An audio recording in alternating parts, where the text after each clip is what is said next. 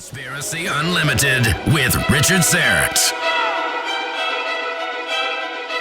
On this episode, a special look at the JFK assassination with researcher-author James DiEugenio. I don't think it's a coincidence that some of these Cubans ended up being in Dallas that day. All right, and one of them, Bernardo de Torres, was disguised as a reporter and reportedly had pictures of Kennedy's assassination in a safe deposit box that Life magazine wanted to pay him for, but he wouldn't give them to him. Or that Sergio Arcacha Smith had diagrams of the sewer system under Dealey Plaza. Or David Phillips, who recruited a lot of these Cubans, on his deathbed finally admitted to his brother that he was in Dallas that day. This podcast is supported by Paranormal Contractors, a division of crime and trauma scene cleaners. If you have unwanted paranormal activity in your home or business, you need to call Paranormal Contractors, 1-866-724-0800, 1-866-724-0800. Check out their YouTube channel, Paranormal Contractors, for things that go bump in the night. Conspiracy Unlimited with Richard Syrett. Pursuing the truth wherever it leads. Exposing evil and corruption and the secret machinations of powerful elites. Revealing the high strangeness beneath the surface of our supposed reality. Coming to you from his studio beneath the stairs. Here's Richard Syrett. Welcome to your Wednesday. We've been drilling down on JFK pretty hard the last week or so, and we're going to keep that going. This episode is a little beefier than most. Tomorrow, of course, will be the 55th anniversary of the public execution of the 35th president in Dallas. So on this episode, James DiEugenio will focus on what was happening in the United States before JFK took office in terms of foreign policy in Southeast Asia and Cuba, of course. Then, in the second half, we'll focus on the supposed lone gunman who was Lee Harvey Oswald. I think you'll be stunned by some of the things we're about to learn about Oswald. I've also decided that I'm going to continue with this JFK series a little bit longer. This coming Friday, we'll continue examining Oswald. Jim DiEugenio is one of the deans of JFK assassination research. He's the author of Destiny Betrayed, about the Garrison investigation of the Kennedy assassination, first published in 1992, with a second, greatly revised edition issued in 2012. And he's also the author of Reclaiming Parkland, published in 2013 and reissued in expanded form in 2016, which offers a detailed critical examination of the Warren Commission's evidence and conclusions, along with an analysis of the CIA's influence in Hollywood. He's also the co-author and editor of The Assassinations, Probe magazine on JFK, MLK, RFK, and Malcolm X. He co-edited Probe magazine from 1993 to 2000 and was a guest commentator on the anniversary issue of the film JFK, re-released by Warner Brothers in 2013. He has an MA in Contemporary American History from California State University Northridge and is also a specialist in the history and theory of cinema and has written numerous film reviews. Jim, how are you? Fine. You've really uncovered through the declassification process. Maybe let's start there. Why revisit this material 20 years later? There's this declassification process you've been involved with that's uncovered a lot of documents, new documents. Tell me about that. Well, my first version of this book came out, like you said, over 20 years ago. And this was before the creation of the ARB, which is the Assassinations Record Review Board, which went to work in around 1994 and stayed at work for about 4 years declassifying 2 million pages of new documents on the Kennedy case. Now, if you know anything about this case, previously, before the ARB, there were 2 million pages of documents at the National Archives.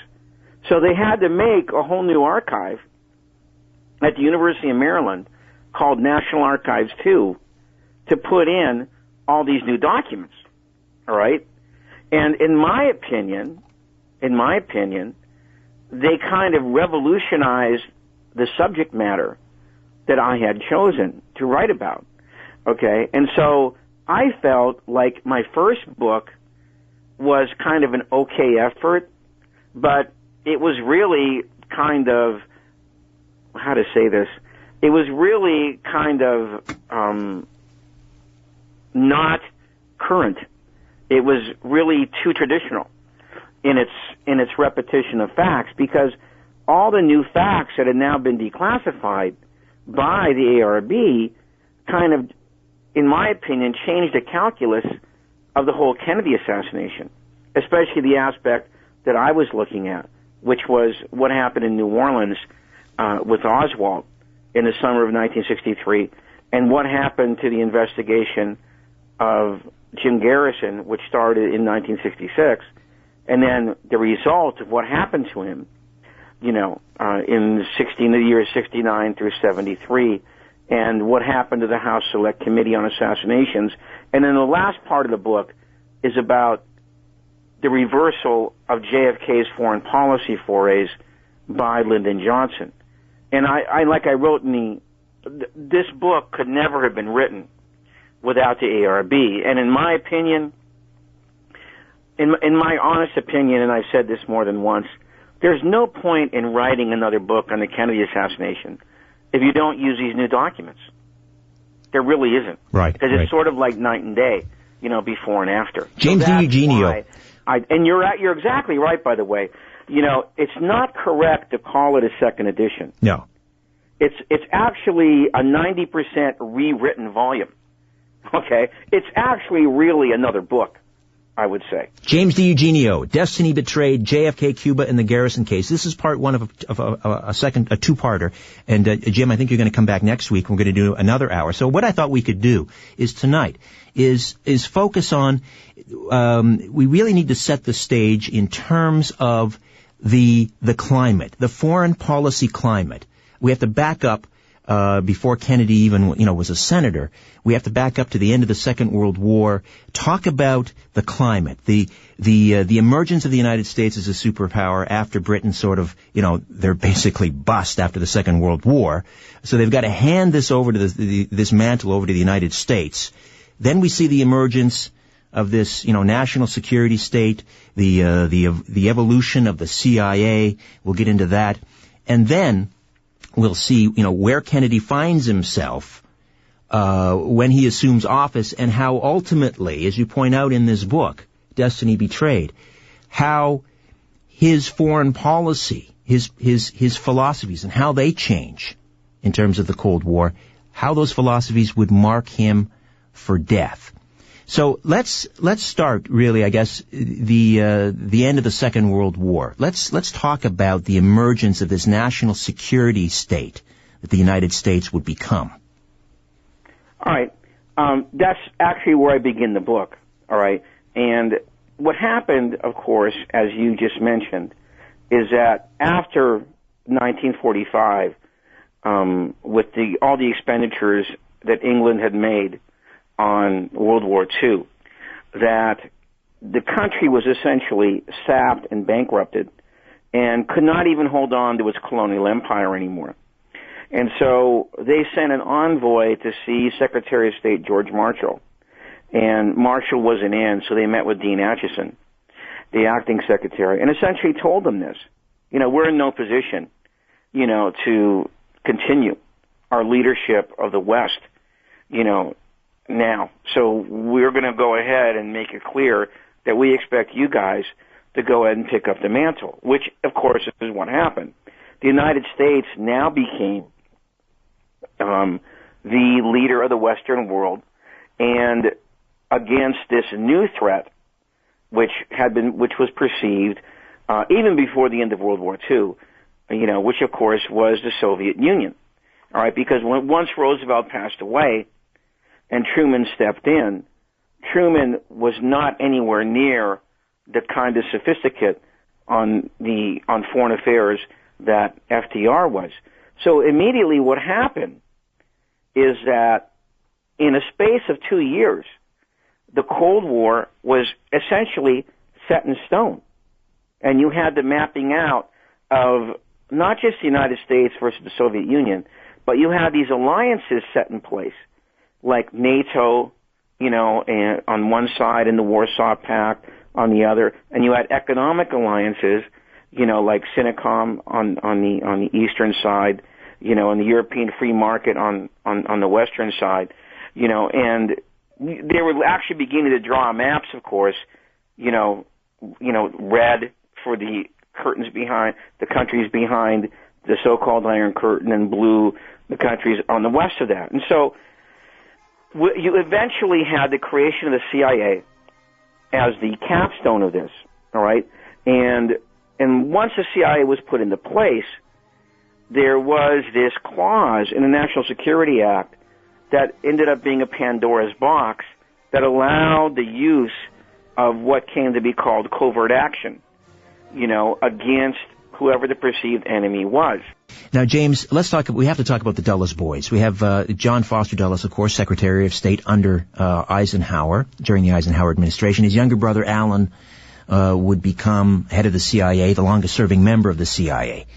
Now, Dulles was instrumental in recruiting key Nazis to basically run the CIA, or is that an overstatement? Well, I'm kind of glad you brought that up, because if you take a look at Alan Dulles' career, there's probably no one who influenced the course of the Central Intelligence Agency more than he did. And it was him and John McCloy, who later both served on the Warren Commission, who recruited this Nazi named Reinhard Gehlen, who was captured at the end of World War II when Dulles was the head of station in Berlin.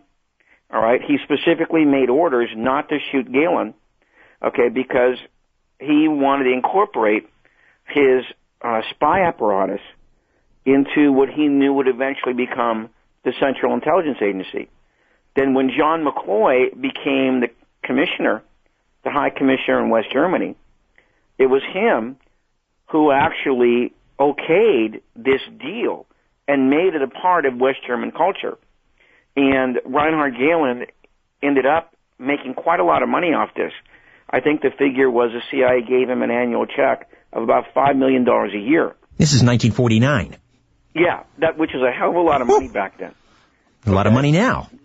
Well, it's a lot of money now, but it was even more back then. I wouldn't be surprised if it was more like $15 or $20 million back then, And so this was the beginning, of course, if you ask me, and if you ask a lot of other people, of the fixing of intelligence against the Soviet Union to always make it appear that the Soviet threat was much larger and more serious than it really was. Which, of course, and I explain in the book why Dulles would want this to happen, because not too many people understand his background as a long-time State Department officer, intelligence officer, but also he worked for this giant corporate law firm out of New York City, which his brother was the managing partner of, Sullivan and Cromwell. All right? And Sullivan and Cromwell was one of the largest corporate law firms in the world. By the way, it still is, in the world. And so they essentially served the interests of these, like General Electric, like the oil companies, okay, et cetera, things like that. And they did their bidding not only in America, but throughout the world.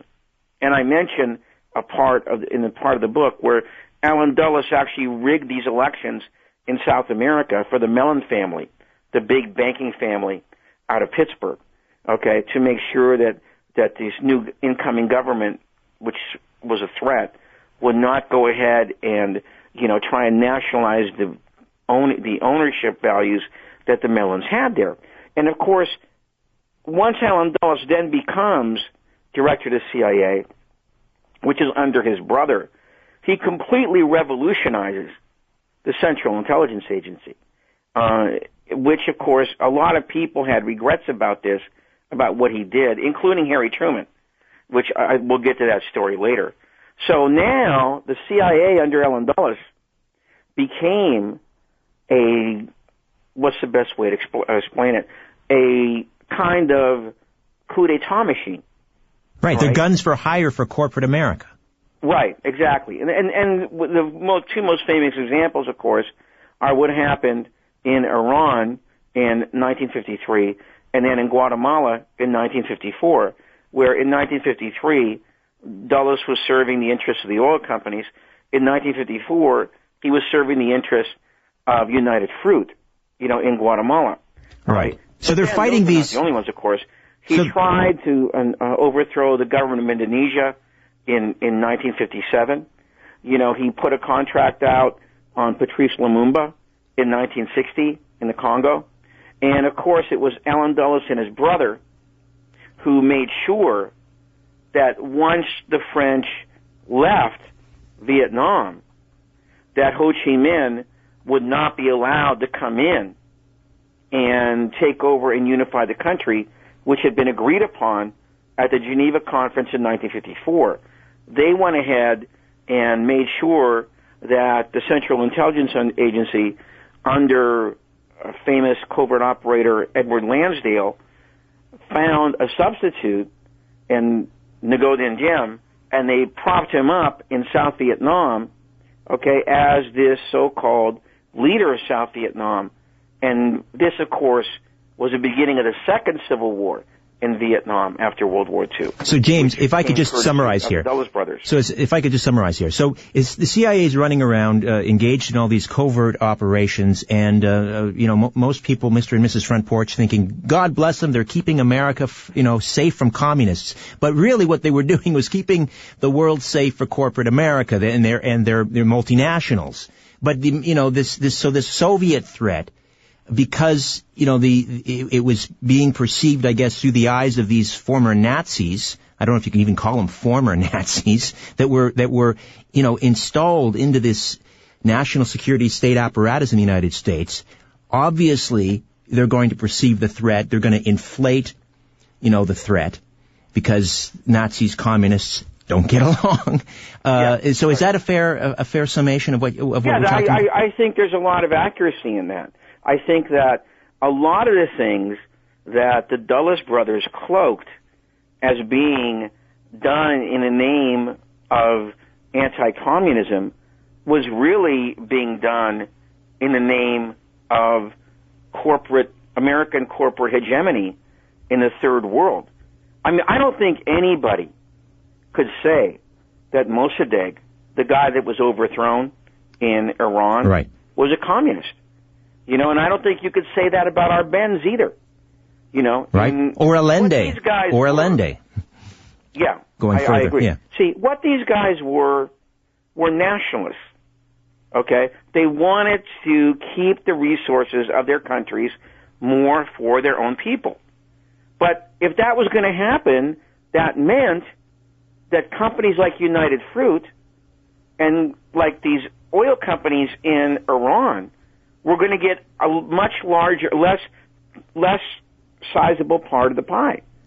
And then they didn't want to do that. They didn't want to settle for that. No. Flash forward to Cuba, 1959, and Batista, horrible dictator, and even the Eisenhower administration recognized that this guy had to go. But Castro originally didn't come across as, unless he was just lying through his teeth, he didn't come across like a communist. I mean, he was a nationalist, right? Mm-hmm. Right. And in fact, the White House and the State Department were rather kind of late in recognizing who he and Che Guevara really were.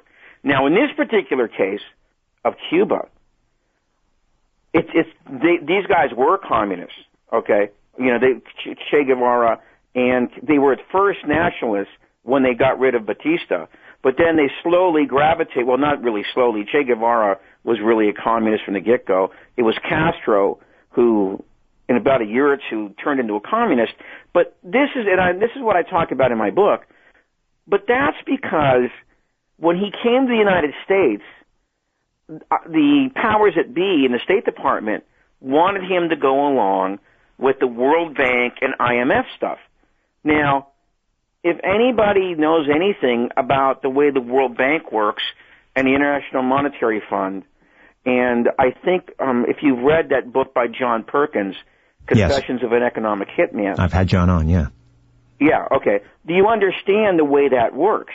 The way that works is they get you so much in debt to them that they then go ahead and put an austerity program in effect in your country, which lowers the standard of living for everybody. So when Castro got a load of this, he understood that he was going to have to, A, get rid of the American imperialism inside of Cuba and form a kind of treaty with the Soviet Union. So he started nationalizing cattle exactly ranches, and he started taking over in a space of a year. And so, in a sense, he was forced into the into the arms of the Soviets. He had little choice. I think you could make that argument. Although, like I said, in this case, I think you could say, they were really more or less socialist or communist to begin with. But Castro, at least, was willing to talk to the United States. Okay. But Eisenhower and Dulles did not want to talk to him. And then when he started making these programs to confiscate the American interests in Cuba and paying only what the book price was, that's an important part of my book. See, Castro was going to nationalize these properties at the book price. The problem was that these companies had all understated the value of their property to dodge taxes. Okay? So in other words, Castro was going to essentially beat them at their own game. By their own petard. Right. Knowing that they had lied about the value of the properties, he was going to go ahead and pay them the book value. So they didn't like that. James DiEugenio. It was okay for them to cheat the Cuban government, but it wasn't okay for the Cuban government to turn it around on them. James DiEugenio, Destiny Betrayed, JFK, Cuba, and the Garrison case. Okay, so we've sort of set the stage, albeit in a very hurried fashion. The emergence of the United States as the superpower after Britain hands over that mantle post-Second World War, the emergence of the CIA and the national security state apparatus, which included former high-ranking Nazi intelligence officials like Reinhard Gehlen, and then along comes Jack Kennedy, who was also, very anti-communist. I mean, he in that Nixon debate, Nixon talked about the Democrats losing China, and Kennedy shot back, well, you lost, an island just 90 miles offshore. Kennedy campaigned as a Cold War warrior. I think many people that don't know their history might be surprised by that. You obviously read my book, and you understand that Kennedy understood what he had to say in public, okay? And he also understood, because he was educated on this quite a long time ago, that the United States was doing some really bad things in the Third World. And in the book, what I do is relate what I believe is probably the most important event in understanding who John Kennedy really was his trip to Southeast Asia in 1951, because he was planning on running for the Senate the next year, and so he understood he had to get educated about foreign policy. So he went to Southeast Asia, and he landed in Saigon, and he deliberately ditched the French emissaries who were there to meet him, because he wanted to get the true picture of what was really happening. So he wandered around, knocking on doors, until the wee hours of the morning, trying to find the best reporters and the people who had the best reputation in the State Department. And he finally meets a guy named Edmund Gullion. And you don't know who John Kennedy really was unless you understand this meeting, okay? Because this literally changed Kennedy's whole perspective on communism in the Third World, all right? Because he asked him, he says, can the French win the war? And Gullion says, the French will never win this war. Okay, and he says, well, why?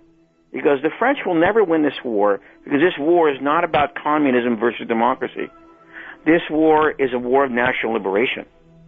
Okay? And Ho Chi Minh had galvanized the imaginations and the hearts and minds of so many young men throughout Vietnam that they were willing to die rather than go back under French colonialism. All right? And the French could never win that kind of war. They could never win a war of attrition because they would lose the support of the home front. They would never be able to convince the average Parisian that it was worth it to go into the jungles of South Vietnam, and fight against these people who only wanted their country to be free. So let's talk about Cuba for a moment, James, and what happened just before Jack came to office, the Bay of Pigs invasion that was planned during the Eisenhower years. What was that all about? By the end of 1959 and the early part of 1960, Eisenhower had a series of meetings in the White House. These were interagency meetings, which included the State Department, the CIA, the White House, the representatives from the American Embassy in Havana, etc. And they decided that there was no living with Castro. So the embargo went on against Cuba, and they began to plan a series of exfiltration and infiltration operations to destabilize Cuba, that is, to recruit people who did not like Castro coming into the United States. And they also began to plan paramilitary action, which was supposed to culminate in an invasion of Cuba. Eisenhower wanted the political arm of what he imagined was going to be this new government established very strongly in exile, okay, before he went ahead and gave the okay to any kind of invasion, all right? Well, this was not done, okay? That part was not done, all right? And the action officer in the White House for what was going to be this invasion was Richard Nixon, okay? Now, Nixon had always planned that the invasion was going to happen before the election, and he was going to ride this, to victory, all right? Well, it didn't happen because Eisenhower didn't okay it, all right? So, to everybody's shock and surprise, Kennedy wins this very narrow victory by about 100,000 votes in the election, all right? And so now, this culminating project of Eisenhower's plan, the so-called Bay of Pigs invasion, is now in Kennedy's administration, okay? Now, and this, by the way, I really believe, I think this is chapter 3 of my books, and it's called Bay of Pigs, Kennedy versus Dulles. I'm very, very proud of this chapter because I really don't think that anybody has done a better job in a short version of summarizing the Bay of Pigs invasion and how it went down, how it was planned, how it led to this falling out between Kennedy and the CIA, and especially between Dulles and Kennedy, in a short version as I have. There's been a lot of stuff declassified on the Bay of Pigs, all right, and I used it in this chapter. To put this in a nutshell, I think I spend about 22 pages on it, in the book. To put this in a nutshell, Dulles and Bissell, that is the two guys in the CIA who were running the operation, understood from a very early date that Kennedy didn't really like it, okay? It really wasn't his cup of tea, all right? And Kennedy actually changed the operation. See, this is what happened. Once Kennedy took office, Bissell and Dulles changed the operation from a commando type of infiltration operation to a large strike force kind of operation. All right? They didn't think the original plan was going to work, and the reason they didn't think it was going to work is Castro had rounded up all the renegade people inside of Cuba by 1961. So there really wasn't anything for them to hook up with. So they changed it to a much larger operation, okay, that was going to be a strike force kind of thing that needed air support to succeed. All right? Well, they understood that Kennedy really didn't like this idea. He changed it once, okay, and there's really no way around this. There's really no way around this. They lied to him about two very important points. They lied to him about the amount of air support that the operation was going to need, and they lied to him about the hope of going guerrilla if the strike force did not succeed at first. James DiEugenio, Destiny Betrayed, JFK, Cuba, and the Garrison Case, a second edition, which is really just a heavily revised edition 20 years after it was first published. We're talking about the Bay of Pigs. Kennedy, from what I understand, tell me if I'm wrong, wasn't necessarily against overthrowing Castro and replacing him, but he just didn't want American fingerprints on this operation. He didn't want it coming back, having it known that the U.S. was fomenting this. This is what he objected to. He did not want any kind of overt American presence involved. He believed that the United States did have the right to support dissident parts of foreign countries who were trying to overthrow communism. But he didn't believe that the United States itself should use its own forces in which to do this. Now, see, and this was the difference between Dulles and him. Okay, and that's why I call this chapter Kennedy versus Dulles. Okay, because Kennedy had this education from Edmund Goulion. You know, he was sensitive to what the United States had done in the Third World, where Dulles just didn't care. You know, it didn't matter to him if it was really America overthrowing this regime. Okay, it didn't matter to him at all. And by the way, I should also say this. It didn't matter to Nixon either. Because when Kennedy called up Nixon when the operation was failing, he asked him what he would have done if it would have been him. He goes, well, I would have declared that we had a beachhead and I would have sent in the Navy. Well, see, the problem is the Cuban exiles never established a beachhead or anything close to it. So this ended up being a disaster all the way around. And when the CIA tried to get Kennedy to commit American air power, he wouldn't do it. Okay? And he wouldn't send in the Navy either. All right? To save the day. So when Castro was able to get his artillery and his tanks to the front, it essentially just crushed this 1,500-man force in a matter of less than 72 hours. Okay? And so Kennedy did something in the wake of the Bay of Pigs that really today is kind of hard to believe, especially when you think back to what George W. Bush did, okay, in the wake of the 9/11 tragedy, all right, in which, to my knowledge, nobody got fired. Nobody in the FBI, nobody in the CIA got fired. And there should have been, all right? Well, Kennedy, there were two investigations of what happened. One in the CIA and one in the White House. The one in the CIA was done by the Inspector General Lyman Kirkpatrick, and the one in the White House was done by General Maxwell Taylor. All right? The one in the White House, Bobby Kennedy was on. All right? And so I detail the results of both those investigations. And Kennedy came to see that he had essentially been duped, that Dulles knew that this operation was never going to succeed on its own.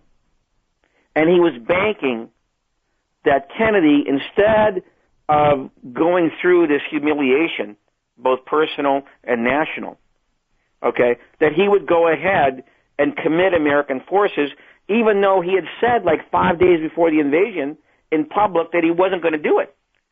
All right?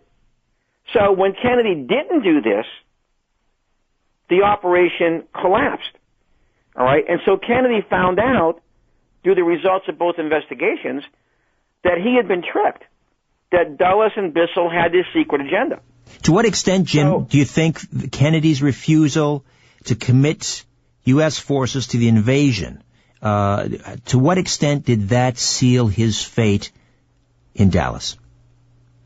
Oh, I think it's very important because at the end of this chapter, chapter 3, you know, I go ahead and outline how Dulles hit back.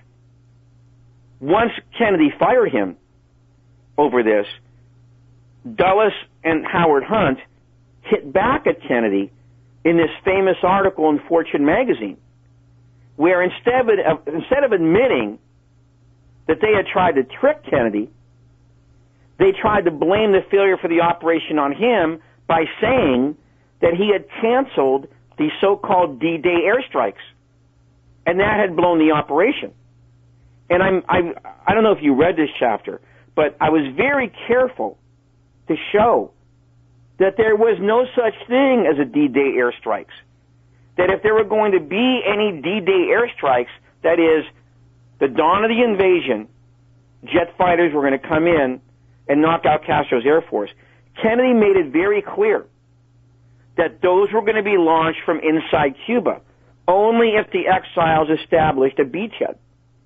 He didn't want them flown from Central America, and he didn't want American pilots flying them. Okay? Well, since there was no beachhead, there were no D-Day airstrikes. But this is what they used against him to blame it on him. And they got this writer for Fortune magazine, Charles Murphy, who conferred with Howard Hunt and Allen Dulles, and then he ghost wrote this article that was really supplied by Hunt and Dulles. And this is what then inflamed both the upper classes and the Cuban exiles into believing that it was really Kennedy who was at fault for this.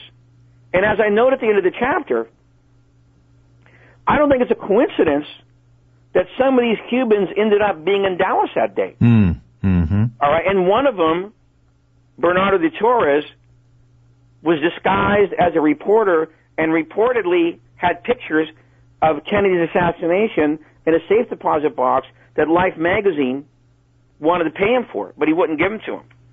Or that Sergio Arcacha Smith had diagrams of the sewer system under Dealey Plaza, or David Phillips, who recruited a lot of these Cubans, on his deathbed finally admitted to his brother that he was in Dallas that day. Fascinating. And Howard Hunt, as everyone knows from Mark Lane's book, Plausible Denial, never could find an alibi for where he really was on November 22nd, 1963. Nor could Richard Nixon. I believe the Bay of Pigs is very important. Nor could Richard Nixon. In explaining this. I'm saying nor could Richard Nixon, James. I remember him being asked years, where were you? I don't remember. Conflicting stories. So, and after this fiasco of the Bay of Pigs, there was an exchange.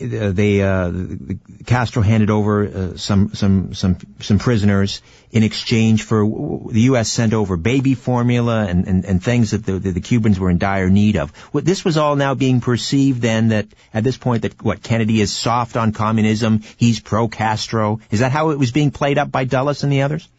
Well, see, number one, if Kennedy was going to get rid of Castro, he had the perfect opportunity at the Bay of Pigs.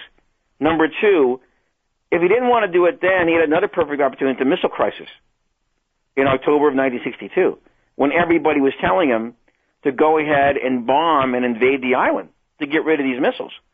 Okay? Well, he didn't do it then either. So instead, what does he do? Mongoose. Mongoose was ended by the missile crisis. Okay, Mongoose was this 8-month program of infiltration and covert operations, okay, to kind of do a double-track system with Castro. All right, it was not very successful. As I outline in my book, Lansdale was never able to get any results.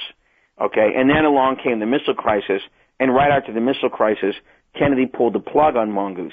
I think it was November the 29th, okay, that he pulled the plug on Mongoose, because he had made this deal with Castro and then the Russians that there would not be any more attacks on Cuba from mainland United States.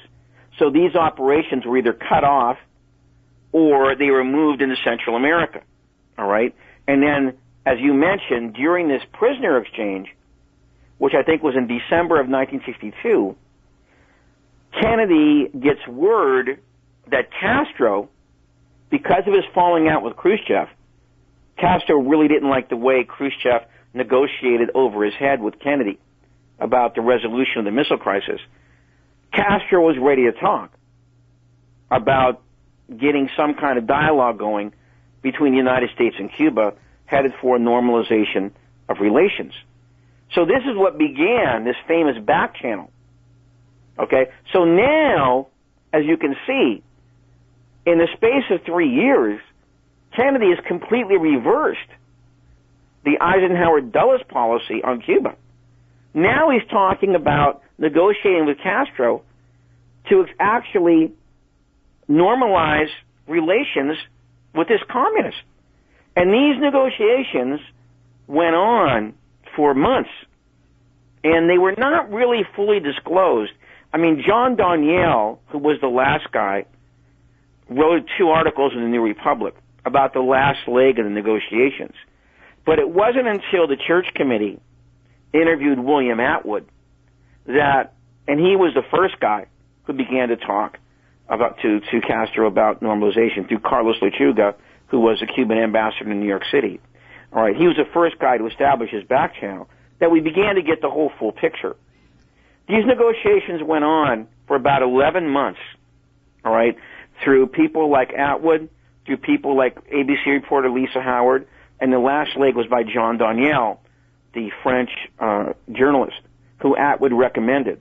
And they were actually talking about Atwood going down to Cuba, landing in Mexico City, all right, and then meeting somebody and flying into Cuba, all right, secretly, in order to begin the agenda, you know, going ahead and negotiating terms for a recognition of Cuba.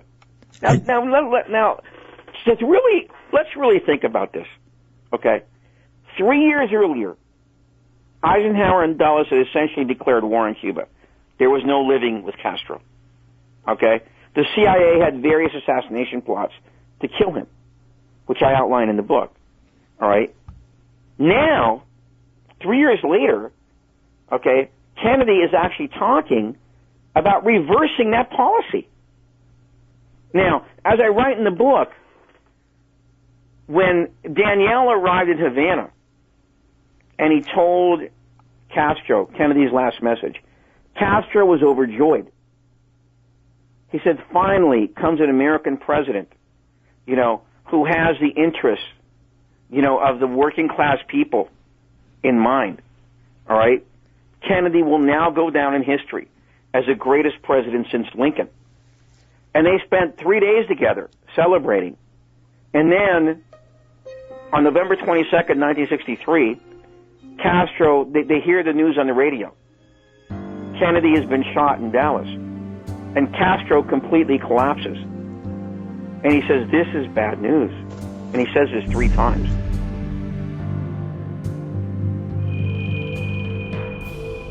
I'm not going to sugarcoat this. I need your help. I need your support. It takes a tremendous amount of time and energy delivering all of this content. I'm not just talking about Conspiracy Unlimited with 3 new episodes every week.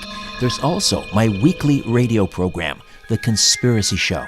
And at the moment, advertising revenue isn't nearly sufficient to keep this train going indefinitely.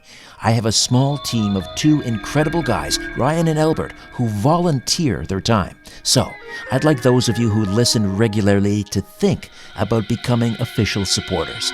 Check out our page on patreon.com, patreon.com/The Conspiracy Show, patreon.com/The Conspiracy Show. There are 3 different tier levels, but you can give whatever you can on a monthly basis. Just figure out what Conspiracy Unlimited and The Conspiracy Show mean to you and give what you can. Depending on the tier level, you could qualify to participate in exclusive monthly online video chats with me, or a chance to win Conspiracy Show and Conspiracy Unlimited and Rock and Roll Twilight Zone merch. Patreon.com/The Conspiracy Show. Your help is urgently needed. The truth goes through 3 stages. First, it is ridiculed. Then, it is violently opposed. Finally, it is accepted as self-evident. Let me just read that again. I don't know what that means. Conspiracy Unlimited with Richard Serrett. JFK assassination researcher James DiEugenio is here. I wanted to pick it up and concentrate now on Oswald. I think before, though, we talk about New Orleans and his time spent there. I mean, he was born there, of course, but he returned there, I guess, about the spring of 1963. Let's just give people a sense of who he was, where he came from, and so forth, if we could. And as I mentioned, born in New Orleans. Can we pick it up maybe when he signs on in the military and I guess does his basic training in San Diego and so forth? All right. Oswald, he's in Dallas when he goes ahead and he kind of sneaks into the Marine Corps. But right at the start, let me add something. If you've read my book, it sounds like you certainly have. Yes. All right.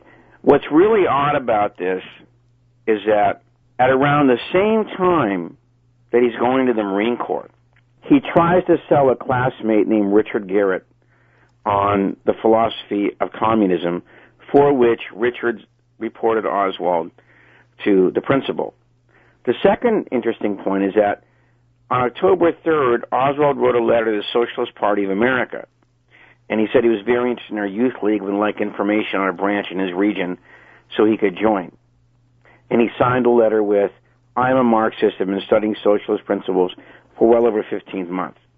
I'm very interested in your organization."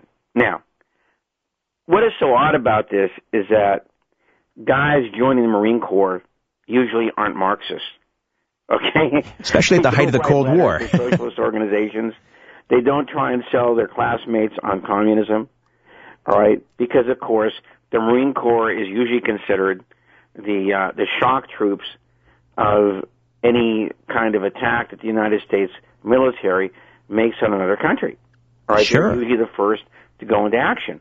So here we have this very hard to believe spectacle of this young man, all right, going into the Marine Corps and writing letters to the Socialist Party of America. All right, now, Oswald does go into the Marine Corps. In the time in the Marine Corps, he's in three places. He's in the southeast quadrant of the United States, in places like Mississippi and Florida. He's also stationed in California, and another place is the Far East. And when he's in the southeast quadrant, what he's doing is getting training for his specialty, which is going to be radar operation.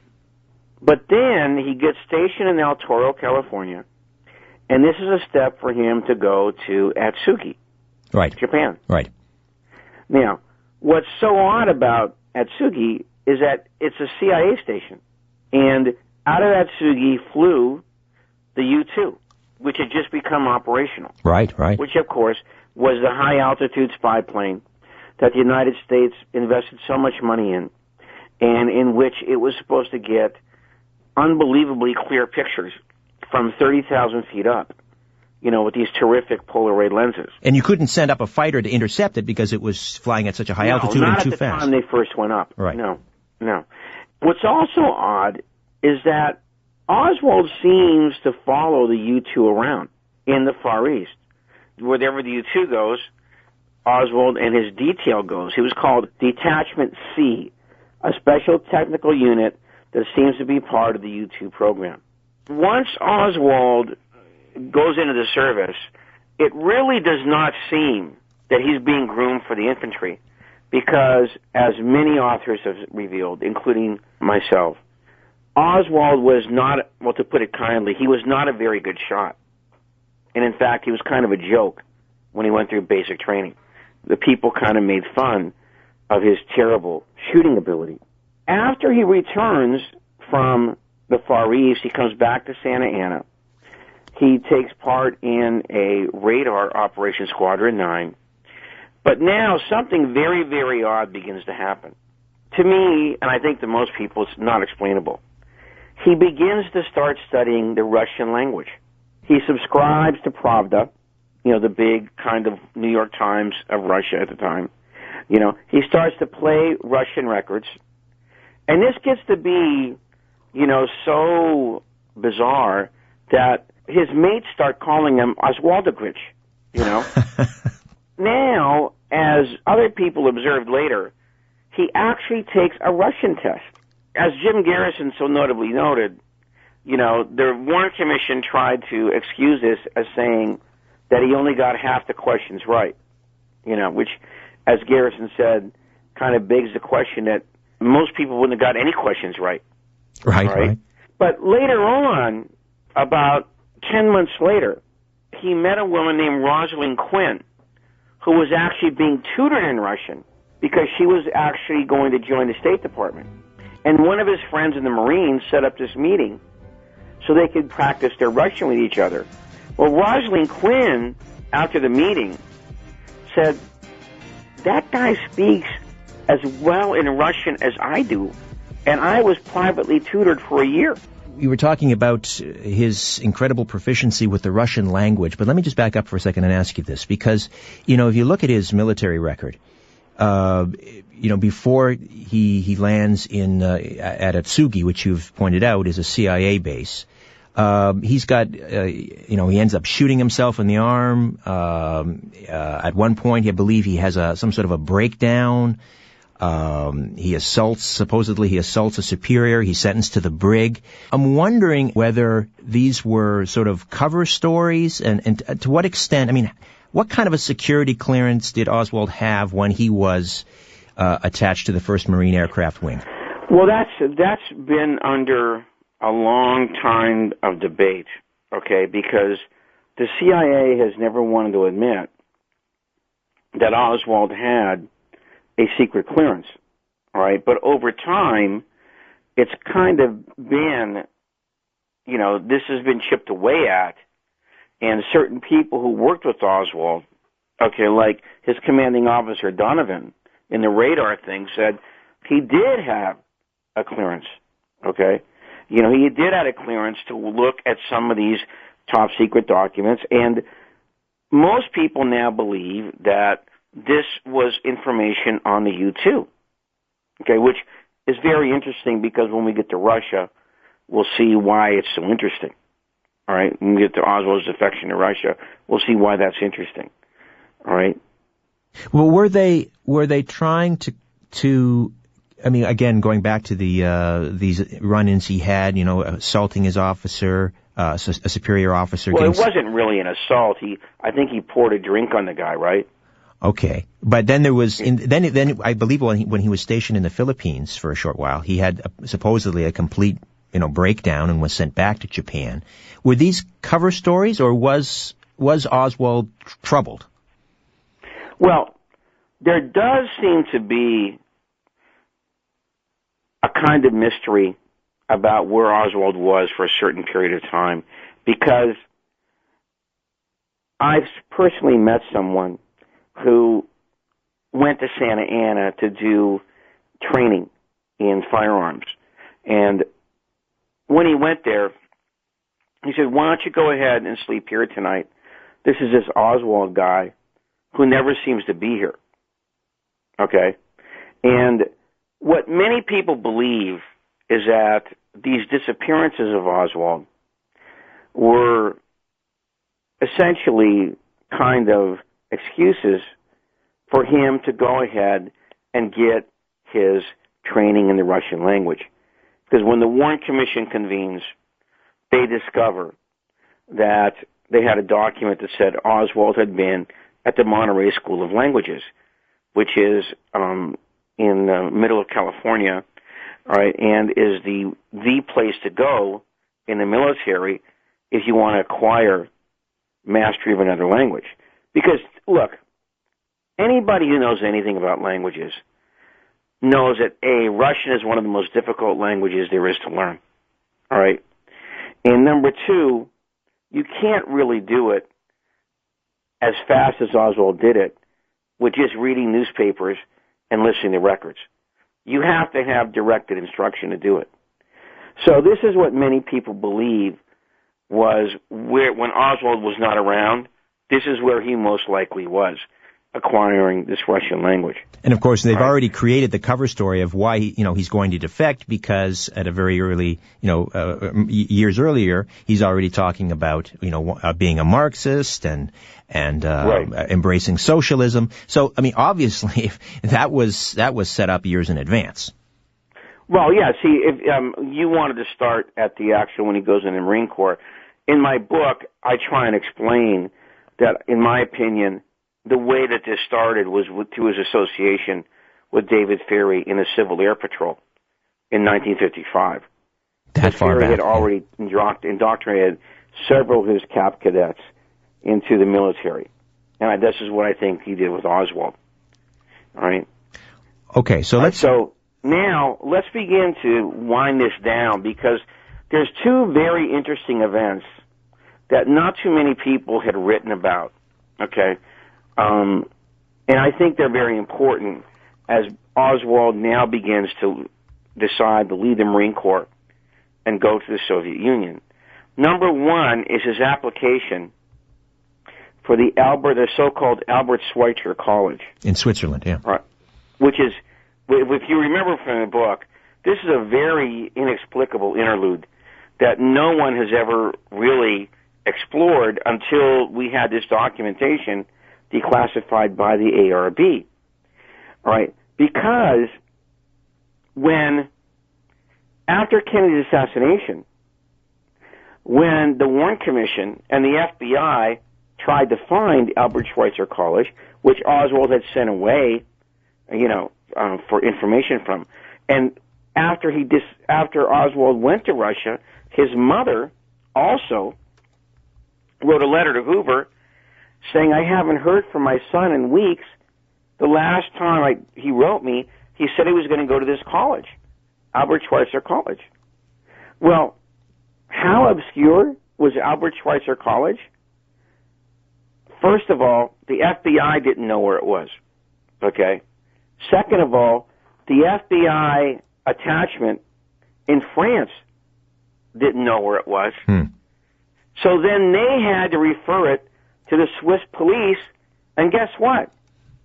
They didn't know where it was, even though it was in Switzerland. Right. Okay? It took them something like 7 days to find Albert Schweitzer College. But yet, that leaves the question, how the heck did Oswald know about it in California? Exactly. How on earth did he know about this college, which, by the way, he never went to? Now, I go into the book about some very, very interesting stuff about Albert Schweitzer College, because it very much resembles, if you read what I wrote about it, it very much resembles some kind of CIA cover operation, because it doesn't come off to anybody who reads about it as a legitimate college. Plus, it's shut down after Kennedy's assassination. Interesting. All yes, right? yes. All right. Now, the other thing is Oswald's early leave from the Marine Corps. Oswald only had, I think, about something like 8 months to go before his enlistment period was up. But he mysteriously takes a hardship discharge. Yeah, his mother was injured, supposedly. His mother was injured, right? Well, do you remember what the injury was? No, I can't. A candy jar dropped on her foot. Oh. Okay. Okay. Wait a second. I think it might have been her nose. I should get this right. I think it might have been her nose. All right. And so, therefore, this event went ahead and ticked off a series of applications to the Red Cross in which Oswald went ahead and was dismissed early from the Marine Corps. The House Select Committee on Assassinations did some research on previous hardship discharges. Because you had to have an application, it had to be reviewed by a board, etc. They had to make sure you just weren't making something up because you just wanted to get out of the Marine Corps. Yeah, he got his in like 2 weeks. The average length of time it took to get a hardship discharge was 3 to 6 months. Yeah. Okay? Well, Oswald's took 11 days. That's right. Oswald's took 11 days. August 17th, 59. Amazing. Yeah. All right? So he now gets out early, all right? And what does he do? Does he go back and tend his mother? Well, he was only back in Fort Worth or something like at his mom's for like a day and a half. Okay? He actually took one day off to visit his mother, or his brother, who was not living with his mother. All right?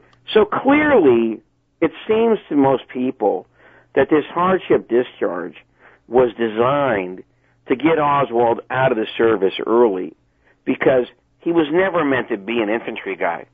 He was always meant to be part of what, as we're going to see, this fake defector program. Yeah, he gets out and immediately applies for a passport, and now he's busying himself so that he can get over to Russia. Right. And so he goes ahead, he goes down to New Orleans, all right? He then gets on this ship called the Marion Lakes, all right, a freighter. He goes over to Southampton, okay, in England, all right, and from there he goes ahead to Helsinki. Now, if you remember what I wrote in the book, there's a really interesting thing that happens. Well, there's more than one that happens to him in Helsinki, Finland. All right, here's this guy who's supposed to have something like $203 in his bank account. Yeah, he moves to the Klaus Kirke Hotel. He got $203 in his bank account. And where did he check into? He checks into first the Hotel Torney. Right. Which, I know a guy who's been there. Yeah, it's pretty This Tony. is the kind of hotel that if Donald Trump was going to Helsinki, he would stay there. Yeah. It's like a 5-star hotel. Shouldn't be the Torney, it should be the Tony Hotel. Yeah. It's like the Savoy in London. All right? So here's this impoverished Marine going into this 5-star hotel with granite floors, glass walls, an observation tower. It used to have its own newspaper. All right? Now, somebody must have told him, Lee, let's cover this up a little bit. Why don't you get out of that place? So what does he do? He goes to the Klaus Kirke Hotel, which is about 3 blocks away, which if not quite a 5-star, is probably a 4-star. Yeah, still pretty nice. Yeah. Yeah. All right. So here's the question. Here's a guy who should be staying at the Express Holiday Inn, and he's staying at the 2 best hotels in Helsinki. All right? Why? How? All right? So then he gets a visa into the Soviet Union in something like a couple of days. All right? And now he's finally into Russia, which is where it looks like he's always wanted to be. Okay? And there's been a series, as I describe in the book, there's been a series of American so-called defectors who very oddly had gone, there hadn't been any in something like 15 years. Well, at the time Oswald goes over, he's like the 3rd or 4th in like the last 18 months. Okay? So clearly what's happening is that the United States is sending over, these men who have been from the military, who have been trained to act as disaffected people, and then go to Russia as undercover spies. All right. Now, the Russians, of course, don't believe this. They don't believe that Oswald is a true communist. And I explain in the book, there was all kinds of surveillance on Oswald, both human intelligence and electronic surveillance, and also from some of his speeches that he gave, and even the diplomat at the American embassy, Richard Snyder, obviously knows that Oswald is not a real defector, because he makes sure that he doesn't sign a certain document so that he will not lose his American citizenship. All right? So Oswald then is stored up at this Metropole Hotel, and it takes the KGB a few days to figure out what they're going to do with him, and they send him to Minsk, about 400 miles, I think, westward of Moscow, and he works in this radio factory, all right, and he meets some people there. The KGB guy in Minsk has a human net around him, okay, because they strongly suspect he's some kind of intelligence agent. All right, and they also have electronic surveillance on him because he actually, if you remember the story in the book, his friend Ernst Titovitz says they fished out some kind of recording device out of his sink one day. Right. All right. He then meets Marina Oswald. Okay? He then meets Marina Oswald at this dance. And Marina Oswald, unbelievably, had also met Webster, who was another defector, okay, in Russia. You mentioned Robert E. Webster, who was working over there supposedly setting up some sort of a trade display for Rand Corporation, which kind of has an interesting connection with the CIA. Both of the CEO of Rand, they served in the OSS, which was the forerunner of the CIA. Right. And so Oswald and Webster knew each other. Marina had met. Oswald and Webster knew of each other. Ah, okay. I don't think they actually knew each other. But Marina had met. Yeah. Actually knew both of them. But the thing is, and she confused them, by the way, when she left. She confused them. She said she met Oswald at some science fair, that's where she met Webster. Right. Okay. But it's the interesting thing about Webster. Russia, and we're getting ready to do that now. Yeah. Yes. There's one thing we can't ignore.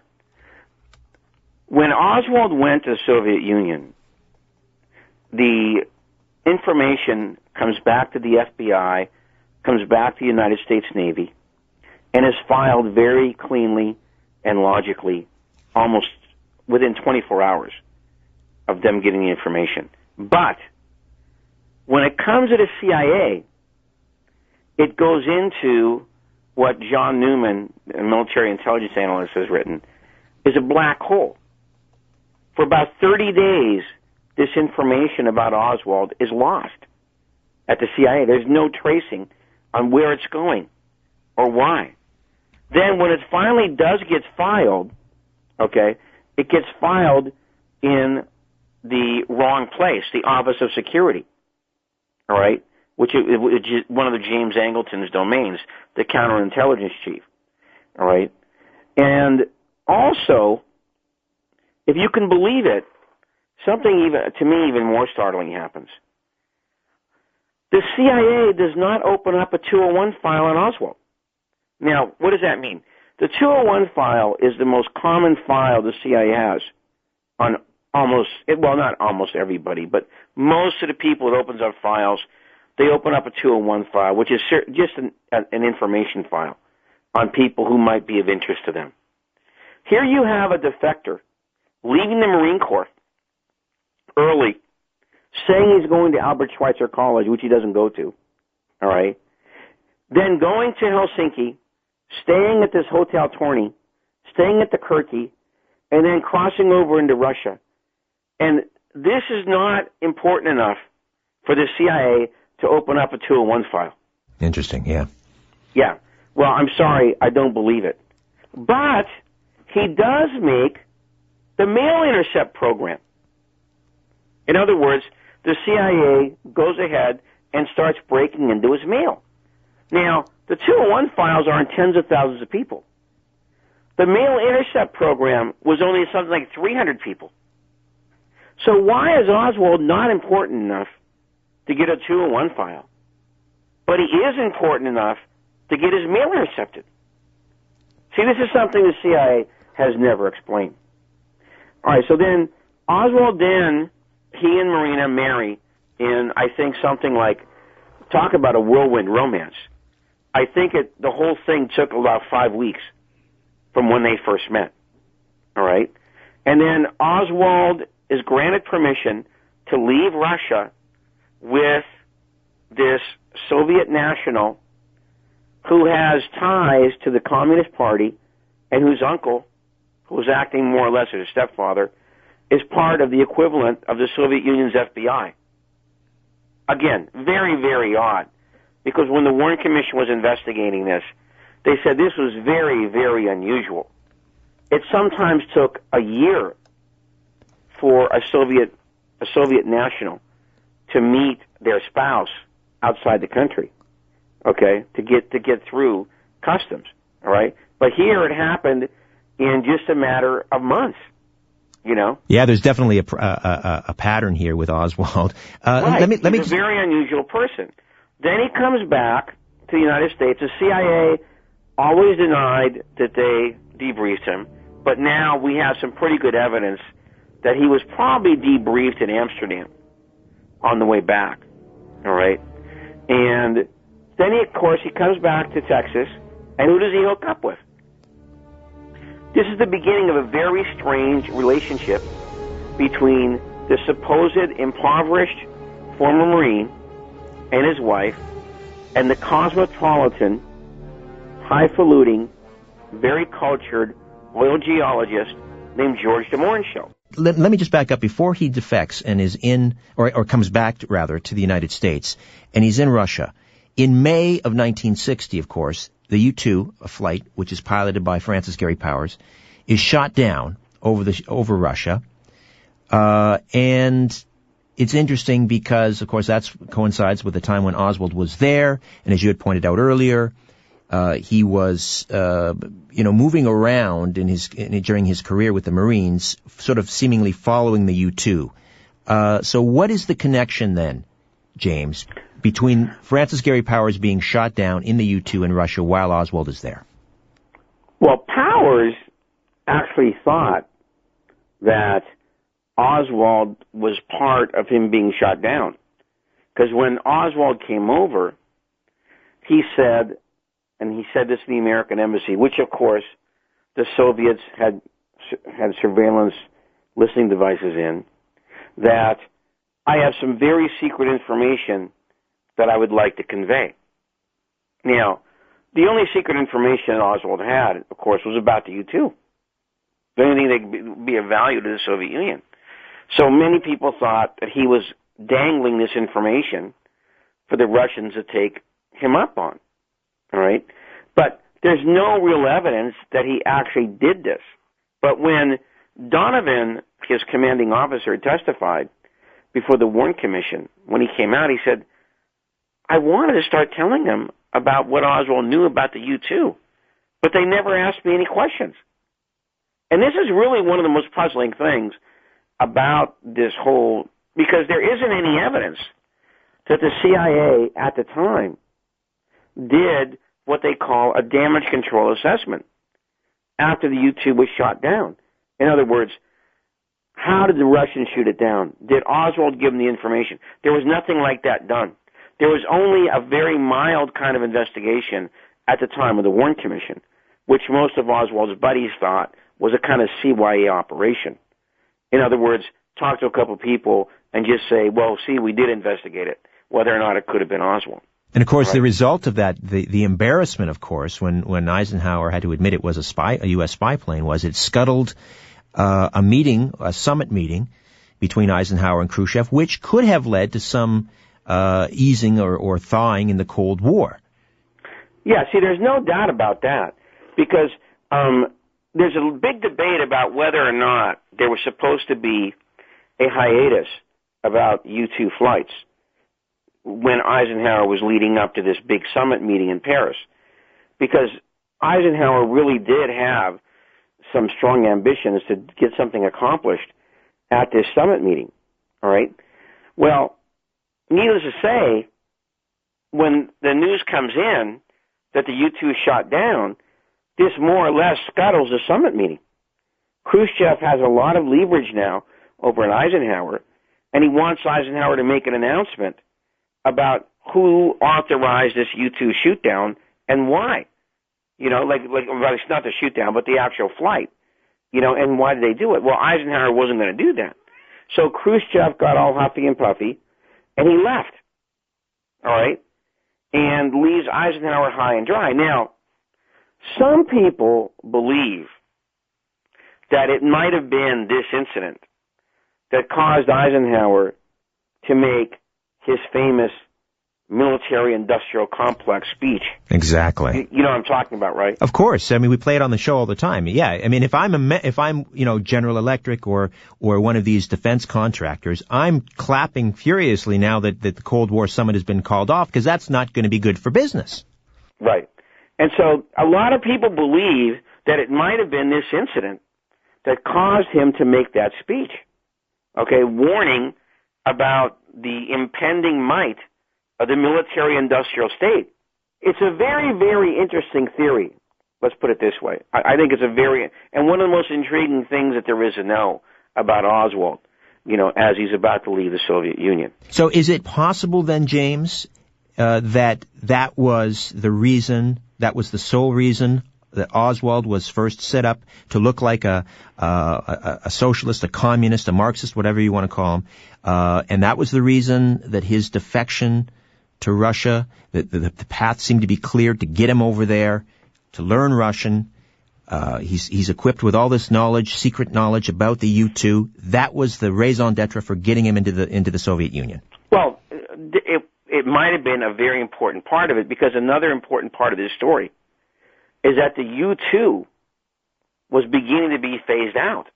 At the time Oswald leaves the Soviet Union, they were already planning on a much faster plane, the SR-71. It was actually on the books, right? So they might have thought about it this way: well, let's go ahead and give the secret away, because we've got this other plane coming in, and we'll have a chance to scuttle Eisenhower's, dream of détente, of establishing détente, okay, in the 60s. So it's a possibility, See, Oswald is such a complex character, that it's very hard to figure out definitively who the guy is and why he's doing these things. And by the way, we haven't even gotten to New Orleans yet. No. The stuff the guy does there is, talk about bizarre. That's going to be part 3. Okay, we're gonna delay that to part 3. Absolutely, okay. Yes. We'll listen. We're gonna take this series. We're gonna talk about George de Mohrenschildt. Yeah, let's talk a little bit about de Mohrenschildt. And now, as you say, here is this very wealthy oil guy who suddenly befriends Marina and Oswald and introduces them to members of the Russian community. But why? They had nothing in common. Right. It's one of the more puzzling relationships that, if you study Oswald's life, it's really kind of not explainable, because de Mohrenschildt's family comes from Russia. They had very strong interests in the Nobel oil fields, okay, in Russia, all right? And he was part of the white Russian community. Yeah, they wanted to overthrow the communist dictatorship, of course, and bring back the Tsar. Yeah. So what the heck is he doing associating with this supposed communist? Later on, before he died, de Mohrenschildt revealed that, left to his own devices, he would have never befriended Oswald. He was told to meet Oswald through his CIA liaison in Dallas, a guy named J. Walton Moore, all right? And they become rather close friends for several months. They talk, they eat, they spend time with each other's families. De Mohrenschildt introduces him to the rest of the white Russian community, who he becomes quite close with. And ultimately, what I believe de Mohrenschildt's mission was, he introduces them to Ruth and Michael Paine. And then, as de Mohrenschildt begins to leave in the spring of 1963, Ruth and Michael Paine essentially fill the vacuum, and they become the best friends of Lee and Marina Oswald. And these are Michael Paine is an executive with Bell Helicopter. Right. He has a very high security clearance at Bell Helicopter in Dallas-Fort Worth, which leaves the question: what was he doing with the wife of a communist staying in his house? Okay, which is what's going to happen, right? And who's Michael Paine's boss? Comes back from New Orleans. Ruth Paine has her living with them in their house, and this guy's got a top security clearance at Bell Helicopter with the wife of a communist, and the communists actually staying there on weekends. And last week we started the show talking about how the OSS recruited some top Nazis. We talked about Reinhard Gehlen, but another one comes over and ends up running Bell Helicopter and is, I guess, Michael Paine's boss, right? Walter Dornberger. Yeah. Right. That's Operation Paperclip. And Dornberger is a big wheel at Bell Helicopter. By the way, at around this time, So it's very, very interesting, these associations, when you begin to examine them. And when we talk about Ruth and Michael Paine, we will see that they go way back in time and space to the Boston Brahmin families, who essentially founded this country. Yeah, the Blue Bloods of America. Right, the Cabots and the Forbes family. That go way. You're talking 3 centuries. Right. Okay, and this was covered up so beautifully by the Warren Commission, that who Ruth and Michael Paine really were, that it was masterful how they did it. You would never get it from just looking in the Warren Report. You had to do some really serious research. I mean, at the time of the assassination, Michael Paine is on a trust fund from the Cabot family. Okay, he's living largely off 2 trust funds from the Cabot and the Forbes family. We're talking about the unelected oligarchs who run America. Right. These people actually looked down on the Kennedys because the Kennedys were like nouveau rich. Right. Okay, whereas they had their money from way, way back, 200-300 years ago, and they were in on all of these, they worked for the State Department, they were in the Council on Foreign Relations, and they really essentially, kind of were behind the scenes power of running America. They were the military-industrial complex. Right. And Michael and Ruth Paine, if you read my book, and this is one of the parts of the book that I'm very proud of, were disguised as this Quaker Good Samaritan couple. But as we begin to explore what they're doing, they really appear to be extensions of this Eastern establishment in Texas. And that's what they appear to be doing there. Which is interesting as well, because the Bush family, and we'll get into this as this series unfolds, the Bush family, Eastern establishment, transplanted in Texas as well. Right. You can say that that's another example of this. Yeah. Listen, we're gonna leave it from back east. Then they go to Texas, and George H.W. Bush becomes a big wheel in Dresser Industries. All right, that concludes part 1 of my 2-part conversation with JFK assassination researcher James DiEugenio. Now, before I dim the lights in my little studio beneath the stairs, I'll be back with a quick note on what's coming up next. Hey, did you know I have a YouTube channel? All of my weekly radio programs, The Conspiracy Show, are there. Often we live stream with video. Check it out, The Conspiracy Show YouTube channel. You can watch the live stream of the radio program most weeks and join in on the conversation by entering the live chat room. Check out The Conspiracy Show, my weekly radio program on the YouTube channel. Live streams happen Sunday nights at 11 p.m. Eastern. The Conspiracy Show on YouTube. And don't forget to hit the red subscribe button. Coming up next time, more of my conversation with JFK assassination researcher Jim DiEugenio. Until then, I'm Richard Serrett. So long for now. A new conspiracy.